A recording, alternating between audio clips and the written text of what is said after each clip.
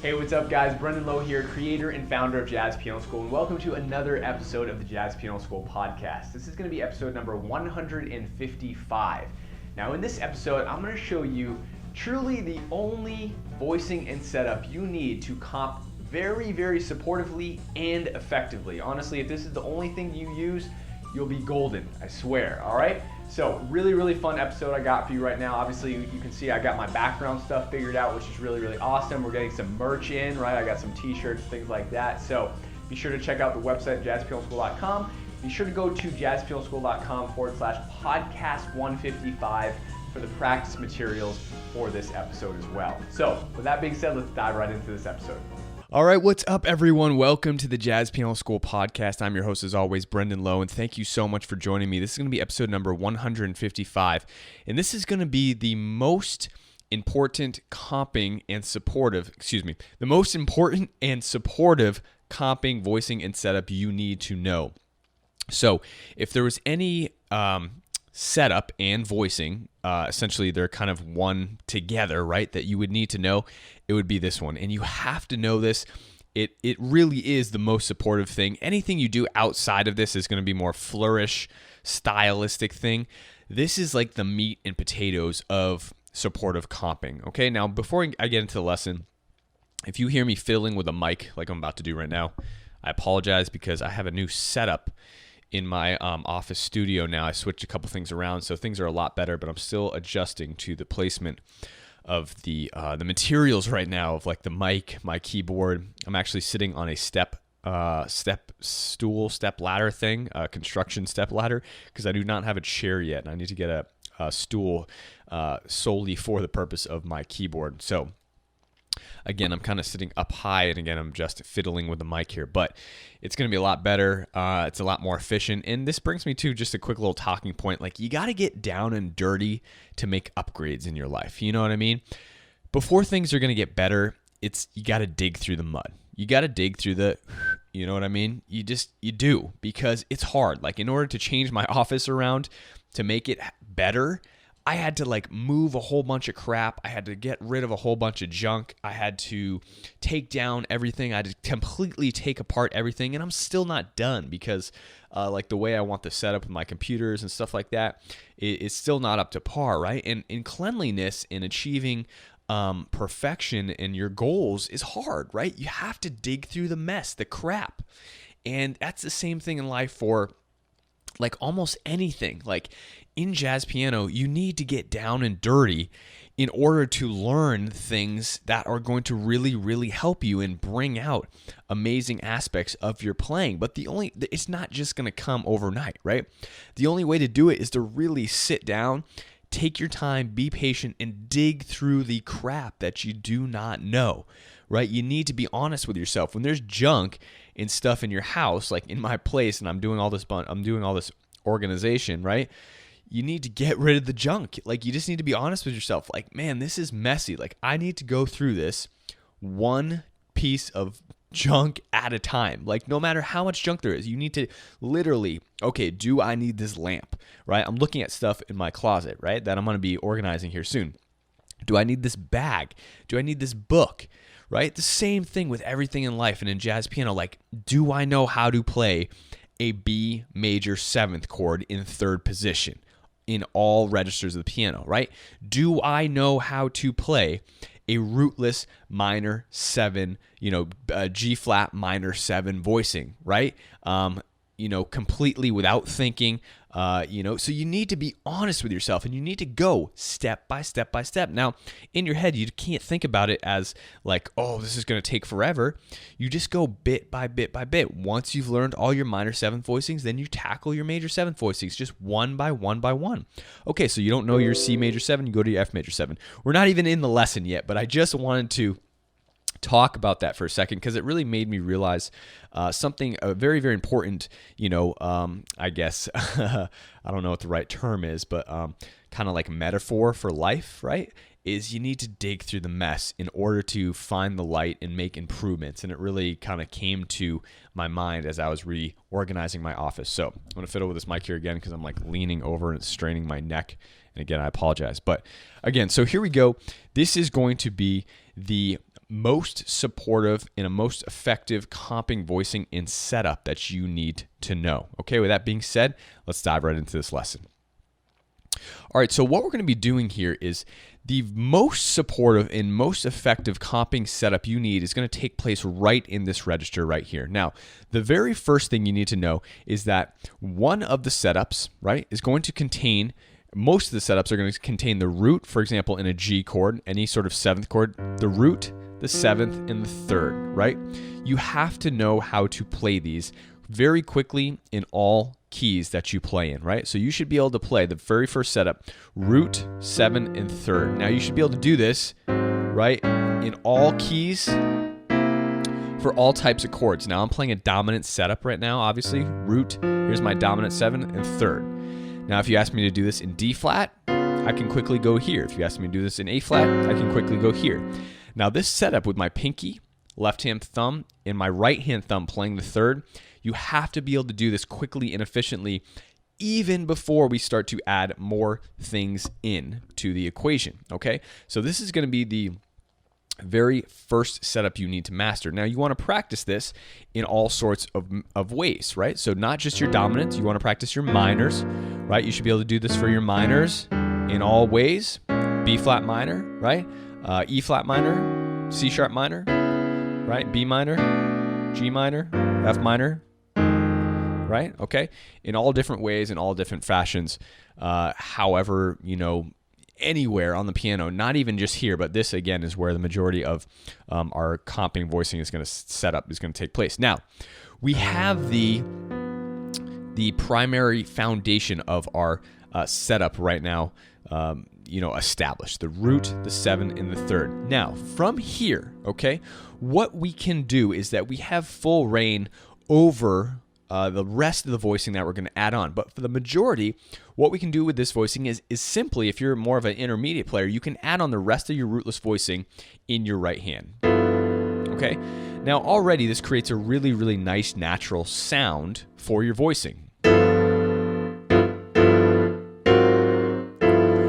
This sound right here is extremely supportive, and I hear so many kind of new pianists and even intermediate pianists start playing, and they're only playing up here, right? So I'm not really sure what voicings they're playing, but it's very thin, right? This range right here is a very thin sound, right? Even this, right? All these different types of voicings right here, it's a very thin sound, and so when you're comping and supporting anybody, right, instrumentalists, it can be, first of all, it can interfere with what they're playing, because most of the time if they're soloing or doing anything, the melody will be within this range. It can interfere very, very easily. It also doesn't provide the low-end harmonic support that you need to give them a platform to play over. That's why this area right here is really, really great for that, right? Okay, so playing right in this area right here.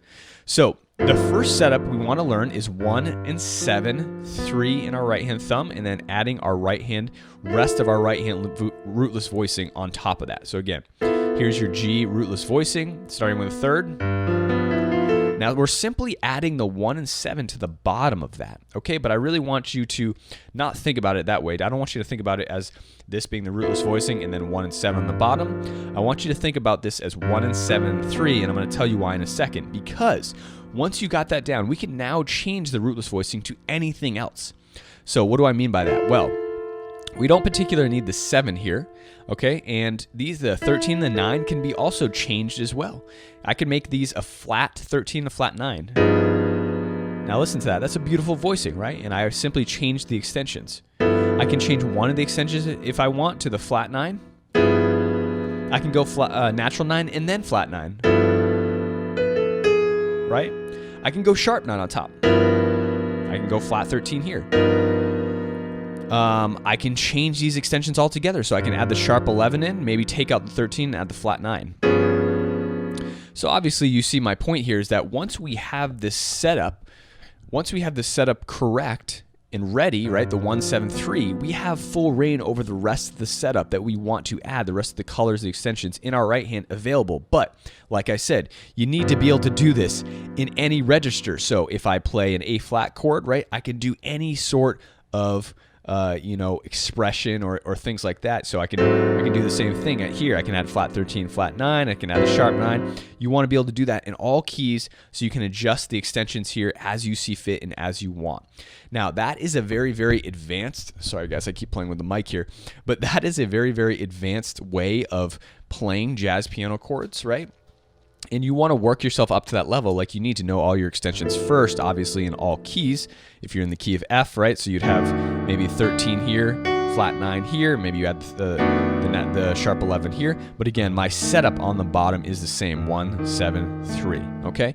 Now, the easiest way to jump to that kind of advanced portion of playing your voicings, right? The very first setup, and again, the setup that is, again, the most supportive is this 1, 7, 3 setup. This is going to be the most supportive, most effective in this register right here. It's going to create that beautiful comping sound. Maybe I should demonstrate just a little bit, actually.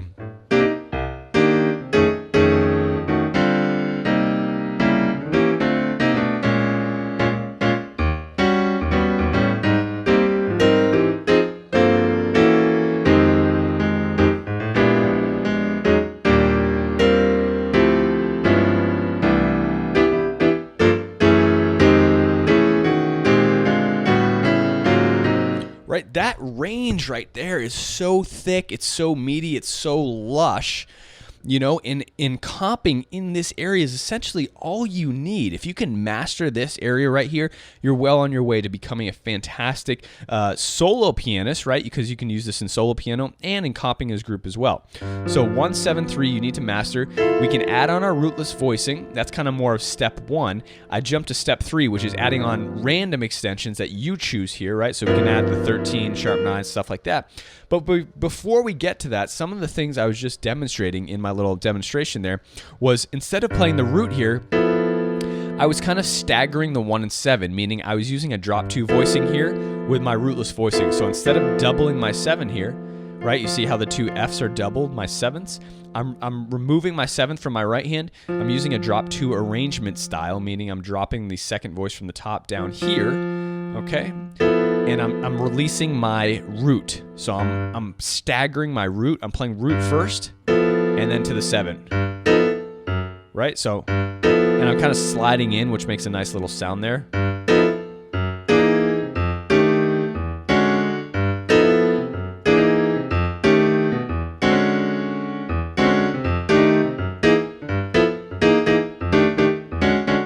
Right, see how I'm quickly just... So I'm hitting that bass note and then going to my drop 2 voicing. Another fantastic way to play more of kind of like this is like a second tier voicing from where we started. So for kind of beginner players, again, you want to practice your 1, 7, 3, add on the rest of your rootless voicing here. All right, for intermediate players, okay, use your drop 2 voicing, hit your bass note, and you can jump up. Now you can also use the first voicing, right? Don't be afraid to use this as well. Okay, you can also double the F if you want, but again, this sounds really, really nice and balanced when you remove the F here. Okay, or you can do a mixture of both. You can do the jump to the rootless voicing as well. So I do both. So I do the jumps, and then I do the full voicing. Right? Whatever you want, it's completely up to you. And then again, the last kind of way I was talking about was changing the extensions on top here to whatever you want. And again, you need to be an advanced player to do this because you need to know your extensions very well in all keys. Like, you need to know where your flat 13 is, where your flat 9 is, where your sharp 9 is, so on and so forth, where your sharp 11 is, right? To be able to do this in the key of E, for example, right?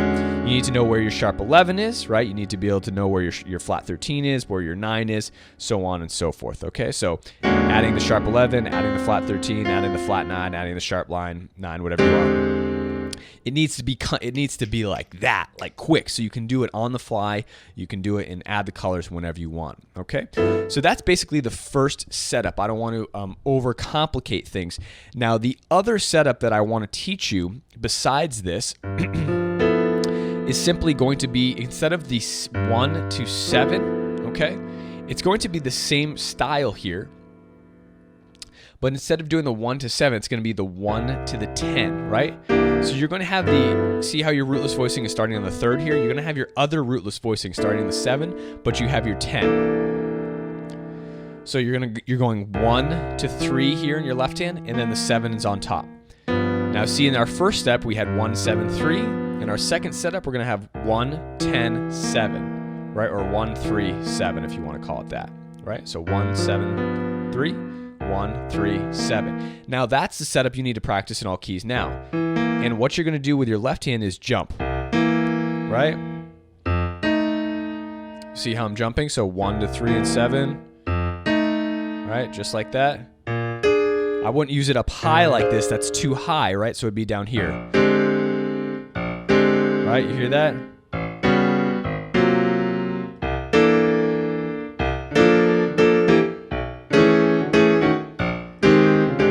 You hear that? So adding that little pop in there gives it the low end sound, and then you have this meaty register for your drop 2s to play in. What I was doing here, rolling up to my sus drop 2, harmonizing the top line. But again, that's your second structure. So what you can do here is you can add your rootless voicing on top, and this is what you should practice. Right? These are all rootless voicings on top, with my left hand playing the 3rd on my thumb here, right? Here's my F7, my 3rd, E for my C7, right? And so you want to practice this and then take out the 3rd here to create your drop 2 voicing. Here's my drop 2 voicing, right? There's my drop 2 voicing. Now I can do this for my minor chords as well, right? Instead of having this rootless voicing here, I would have this, right? So I have my C minor rootless voicing here, right? F minor rootless voicing here. So here's my rootless voicing. I'm taking out the 3rd. I'm playing the 3rd here. I'm jumping to my 3rd with my thumb. Now what we can do here, guys, is that we can start to create 2-5-1 patterns, and we can play really anything, right? So if I play a 2-5-1 in the key of B flat, I can play here, and then I move to the first voicing I showed you, right? 1, 7, 3. So here's my first structure that I showed you. And what I'm doing here is I'm adding the natural 13 and flat 9. And then finally, right, we jump back to the structure I just showed you. So we have 1 to 3, then I have 7, 9, and again, I can change the extensions here, so I might put a 13 on top. Right? So here's my minor, C minor. Or I don't have to jump, right? I can jump here, and I can play a full together, and then jump. You hear how rich and thick and like supportive that is? I mean, if someone's soloing over here, you know, that comping style method right in this range with your bass notes. Now, this isn't just for duo, it's for rhythm section too. Like adding these stabs in even while a bass player's walking is great.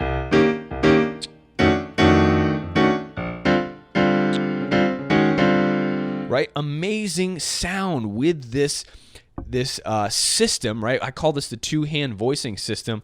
And again, this is actually directly taken from one of our mini courses inside the lab, but this is a must-know, must-learn system for comping, and it's the best support system, the most effective support comping system you can learn, right? So again, here is just to close out, I have my C minor, right? And then even if you start to add in some reharms, right? So I went to the tritone relative minor 2 to the B7. Again, this is getting a little bit advanced, but listen to the sounds you can create.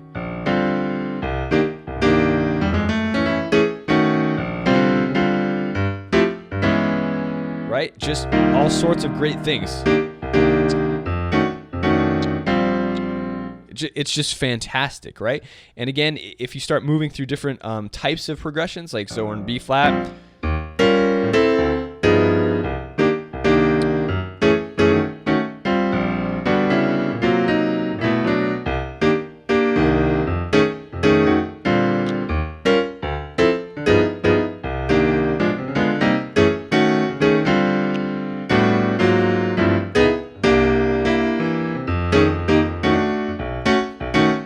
I mean, right here, that is what you need. This creates amazing supportive comping sound for anyone you're trying to play in a group, and even when you're playing solo piano.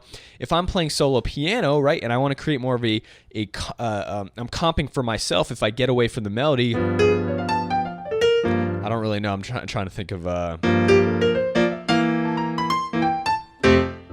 you know.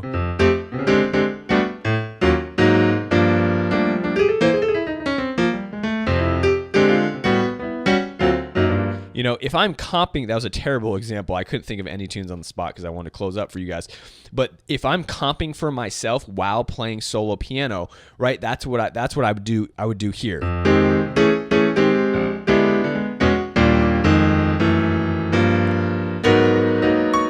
And then go back to the melody or the solo or whatever I was doing up here, right? I would comp for myself in that register using the system that I just showed you guys, okay? So for the practice materials, don't forget to go to jazzpianoschool.com /podcast 155, and you will get the setups I just showed you, so that you don't forget them. You can thumbtack them to your wall or print them out and use them to practice. Okay, guys? So enjoy that. Have a fantastic day, and as always, happy practicing.